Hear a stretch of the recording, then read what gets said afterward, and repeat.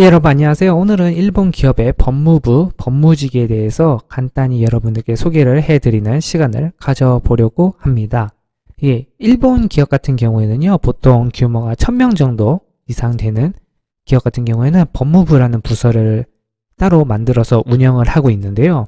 이 법무부 같은 경우에는요, 그 법률 지식을 가진 사람들을 따로 구인을 해서 법무직이라는 보직의 이름으로 따로 구인을 해서 그 법무부라는 부서를 운영을 하고 있습니다.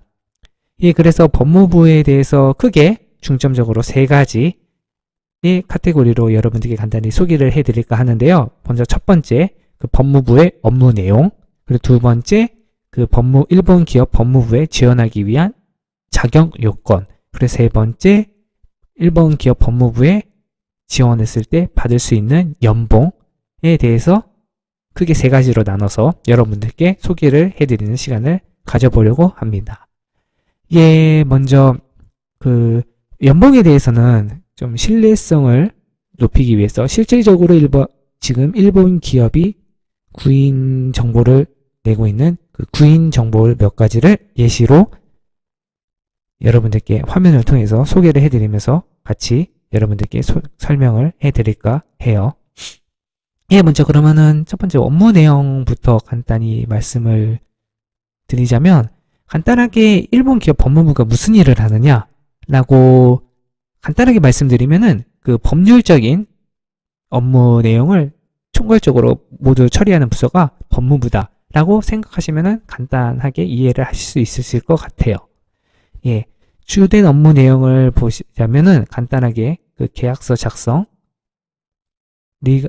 작성을 하거나 그 기업 간에 계약서 같은 걸 작성을 하죠. 그 작성한 계약서를 가지고 법률적으로 문제가 있는지 없는지 리걸 체크라 그래서 그 법률적인 체크를 하는 업무 내용이 주된 업무 내가 되겠고, 그리고 주식회사 같은 경우에는 그 주주총회라는 게 있겠죠.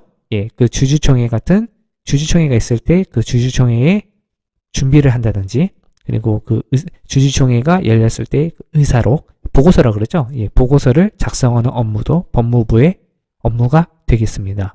예, 그리고 주주총회 위에 이제 회사 임원진, 이사진들의 그 회의도 그 정관이라고 하는데요. 그 회사법에 따른 그 정관에 따라서 기간을 최소한 1년에 한 번씩은 연다든지 아니면은 3개월에 한 번씩 연다든지, 그거는 이제 회사 정관에 따라 달라지는데요. 그 회사 임원진, 이사회가 있을 때 그 이사회에 그 사전 준비를 한다든지, 또 이사회가 열렸을 때 그 의사로 보고서를 작성하는 것도 다 업무적으로 그 법무부의 업무가 되겠습니다. 예. 이렇게 간단하게 말씀드리면 업무 내용이 이렇게 되고요. 그 다음에 일본 기업의 법무부에 지원하기 위해서 필요한 자격 요건을 간단하게 말씀드리면, 가장 간단하게 변호사분들, 변호사분들은 가장 이제 수요가 높죠. 그 법률적인 전문적인 지식을 가지고 있다고 보증이 된 분들이기 때문에 사법시험에 합격한 분들이라면 회사법, 상법, 민법, 형법 모든 법률적인 전문적인 지식을 기본적으로 갖고 있죠.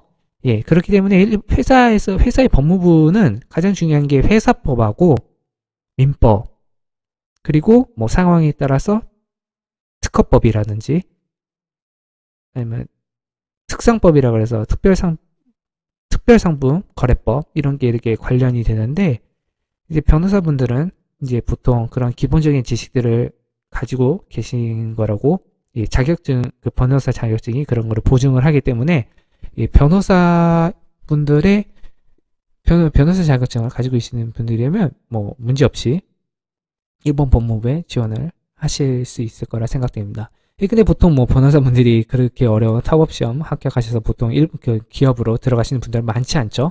근데 그 중에서 대부분들은 변호사 사무실을 창업하시거나 아니면은 판사 쪽 일을 하시거나 하는 분들이 대부분이실 거라 생각되시는데, 그 많은 분들 중에 일부분 이 분들이 그냥 일반 기업에 취직을 하시는 분들이 계신다고 얘기를 들은 적이 있습니다. 예, 그런 분들이 첫 번째로 자격 요건이 되겠고요. 두 번째, 사법서사. 예, 일본의 사법서사라는 그 직업이 있는데요. 이 사법서사는 간단하게 한국 비슷한 자격 국가 자격증에 비유를 하자면 법무사 같은 게 아마 비슷한 자격증이 될 텐데요. 간단한 업무를 말씀드리자면 보통 사법서사 같은 경우는요, 부동산 등기 그리고 상업 등기에 전문 특화된 직업을 사법서사라고 말합니다. 예, 사법서사 같은 자격증에 대해서는 또 따로 설명을 드리는 시간을 가지려고 하고요. 이 사법서사의 되게 굉장히 어려운 국가 자격증인데요. 이 사법서사의 시험 항목 중에 회사법, 상법, 그리고 민법, 상업등기법, 부동산등기법 같은 게 다 들어가 있기 때문에 이게 회사 법무부에 관련된 업무 내용하고 굉장히 연관성이 굉장히 높은 자격증이에요. 그래서 기업 법무부에서 이제 사법서사 자격증을 가지고 있다. 그러면은 이 사람은 굉장히 전문적인 지식을 갖고 있구나. 나는 이것도 변호사와 거의 변호사 자격증보다 물론 조금 낮지만 그래도 굉장히 전문적인 지식을 가지고 있는 사람이다라는 보증이 되기 때문에 사법서사 자격증을 갖고 있는 분들도 일본 기업의 법무부에 지원하시는 분들이 계신 걸로 알고 있습니다. 예, 그리고 세 번째, 행정서사라는 자격증을 가지고 계시는 분들도 일본 기업 법무부에서 이제 수요가 많은데요. 행정서사라는 자격증은 쉽게 설명해서 이제 행정 업무에 관련된 서류들을 대리로 작성을 한다든지 아니면은 유산 상속에 관련된 업무를 대리로 진행한다든지 하는 업무가 주된 업무 내용의 직업이랄까 국가 자격증인데요. 예, 이 행정서사 같은 경우도 사법서사와 마찬가지로 민법, 회사법, 상법 같은 경우가 시험 항목에 들어있기 때문에 어느 정도 전문적인 법률 지식을 가지고 있다라는 보증이 되는 국가 자격증이 되겠습니다. 예, 이 행정서사도 법률 쪽에 관련된 법률 자격증이기 때문에 기업에서 굉장히 수요가 많기 때문에 기업 법무부에 지원할 때 필요한 자격 요건이 되겠습니다. 예, 네 번째는 기업 법무 검정 시험이라고 해서 이게 1급, 2급이 있는 걸로 알고 있는데요. 제가 이거에 대해서는 자세하게 잘 모르겠어요. 이런 기업 법무 검정 시험 자격증에 대해서는 공부해 본 적도 없고 가지고 있지 않기 때문에 예, 참고로 저는 행정서사라는 법률 자격증을 2년 전에 합격을 해서 가지고 있습니다. 소지를 하고 있고요. 그래서 지금 제 개인 보통 이렇게 행정서사나 사법서사나 변호사도 다 거의 비슷한 분야인데요. 보통 관련 국가 자격증을 취득을 하면 개인 법률 사무소를 개업을 하는 게 보통 일반적인 흐름이라고 할까요? 예, 그런 흐름인데 저도 개인 행정서사 사무실을 창업이랄까 개업을 하기 전에 조금 이제 창업 비용이라든지 사무소 기업 비용을 좀 마련하기 위해서 일본 기업에서 실무 경험을 한 1, 2년 정도 경험해보면 좀 도움이 되지 않을까라는 생각에 지금 일본 기업 법무부에 지금 이직을 좀 알아보고 있는 저도 상태입니다. 예, 좀 얘기가 좀 엇나갔는데요. 예, 행정서사회 같은 국가 자격증에 대해서도 또 따로 동영상으로 여러분들께 소개를 해드리는 다른 시간을 따로 가지도록 하겠습니다. 이 다섯 번째로 이게 굉장히 중요하다고 생각하는데요. 일본 기업 법무부에서의 실무 경험이 있는지 없는지 보통 3년 이상을 요구하는 기업이 많은 걸로 알고 있습니다.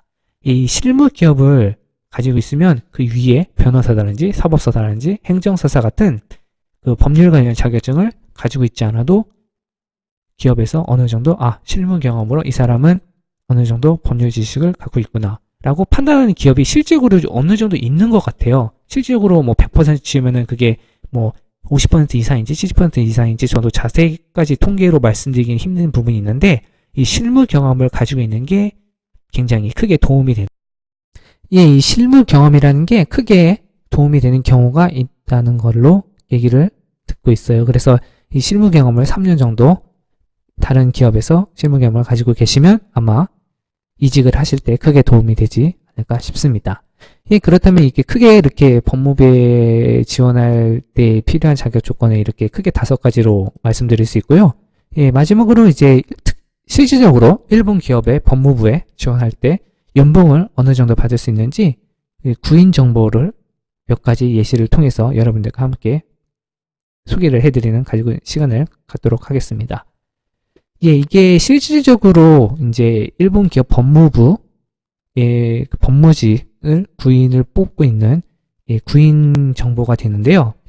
보면은 뭐 필요 경험이 사업 회사에 관한 법무 경험 3년 정도, 예, 역시 그 실무 경험을 필요로 하죠. 3년 정도의 실무 경험. 그리고 뭐 계약서 심사 작성 경험, 월 평균 20건 정도, 그리고 사업에 관련한 법령 등 업법 과정을 포함된다고 써 있네요. 이게 회사법에 관련된 이런 내용들이에요. 예, 이런 자격 업무 경험에 따라서 이런 조건들을 예, 요구하고 있고요. 또 보면은 연봉이 예, 500만 원에서 600만 원으로 나와 있네요.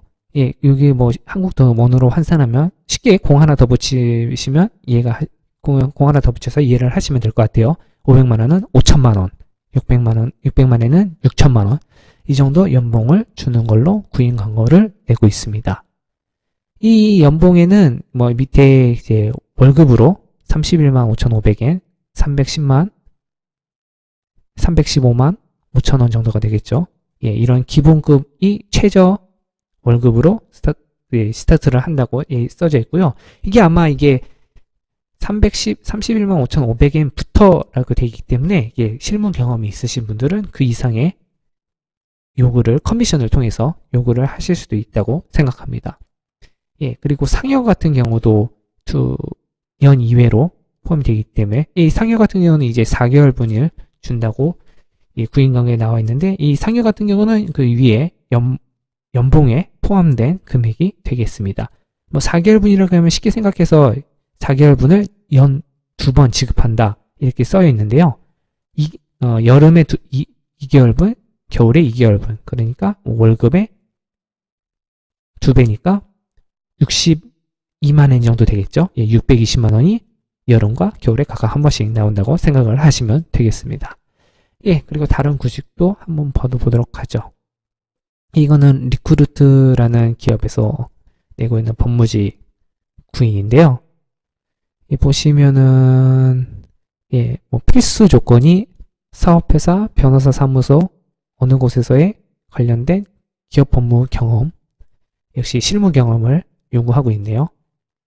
예, 변호사 자격증이라든지 M&A, 그 기업 합병이죠. 사무에 관련된 경험이라든지 조직 매니지먼트 경험이라든지 이제 영어 회화 스킬이라든지 그런 걸 요구하고 있네요. 이 연봉 같은 경우는 예, 여기는 좀 높죠. 예. 아마도 이제 뭐 영어 같은 스킬도 요구하고 있기 때문에 연봉이 800만 엔, 8천만 원에서 1140만 엔, 1억 1,400만 원 정도 되겠네요. 예, 된다고 연봉이 써져 있습니다. 예, 보시다시피 법무부 같은 경우는 이게 법률 관련 지식을 요구하기 때문에 예, 굉장히 일반 뭐 영업직이라든지 기술직이라보다는 연봉이 굉장히 높은 편이에요. 왜냐하면 그만큼 또 이제 관리 요구하는 자격 요건이 높기 때문에 연봉도 좀 높은 편이라 생각됩니다. 예, 다음 구인 보시도록 하죠. 이 회사 같은 경우에는 예, 업무 내용이 꽤 많네요. 뭐 지적재산권에 관련된 업무라는 거, 뭐 취득과 관리라든지 컴플라이언스 활동에 관한 업무 내용이라든지 분쟁 대응, 뭐 소송이나 클레임 대응 같은 거가 그겠죠. 노동법 실무라든지 뭐 총괄적인 법률을 이제 대응하는 업무 내용이 되겠습니다. 예, 연봉도 보시면은 750만 원에서 900만 원 사이, 7,500만 원에서 9천만 원 사이로 되어 있네요. 예, 이거는 보통 이제 실무 경험에 따라서 최저 7,500만 원, 그 커미션에 따라서 9천만 원까지 협상을 하는 상황에서 안에서 이제 그 연봉은 조정이 가능하다고 생각하시면 되겠습니다. 예, 간단하게 이렇게 일본 법무직의 연봉까지 돼서 소개를 해드렸는데요. 예, 연봉이 굉장히 높은 편이에요. 굉장히 매력적인 직업이죠. 하지만 또 그렇게 간단하게 들어갈 수 있는 그 포지션은 아니라고 생각이 돼요. 저도 지금 한 10군데 정도 서류를 서류 심사를 넣었는데 9군데 떨어지고 딱 한 군데 서류 심사가 통과되거나 뭐 그런 상황이거든요. 왜냐하면 저 같은 경우는 법률 자격증은 하나, 행정사사라는 법률 자격증을 가지고 있는데 실무 경험이 없다 보니까 그런 것에서 서류 심사에서 좀 떨어지는 케이스가 굉장히 좀 많이 발생하고 있는데요. 실무 경험이라는 게 또 무시 못하는 게 또 법률 자격증을 가지고 있다 해서 바로 또 그게 실무로 이어진다고 기업에서 생각을 안 하는 기업이 역시 반 정도는 있기 때문에 좀 그런 곳에서 좀 어려움을 겪고 있다고 생각을 합니다. 간단하게 이렇게 소개를 해드렸는데요. 자세하게 또 일본 법무직에 대해서 또 자세하게 소개를 해드리는 그 영상은 또 따로 좀 이렇게 좀 더 이렇게 내용을 좀 알차게 준비를 해서 소개를 해드리는 시간을 갖도록 하려고 생각을 하고 있습니다. 궁금한 사항 있으시면은 코멘트 같은 영상에 그 코멘트에 질문을 남겨주시면은 제가 답변 가능한 범위 내에서 답변을 해드리도록 하겠습니다.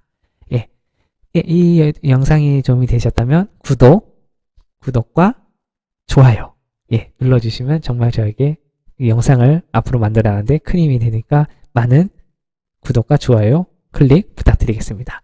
그럼 또 다른 영상에서 찾아뵙겠습니다. 감사합니다.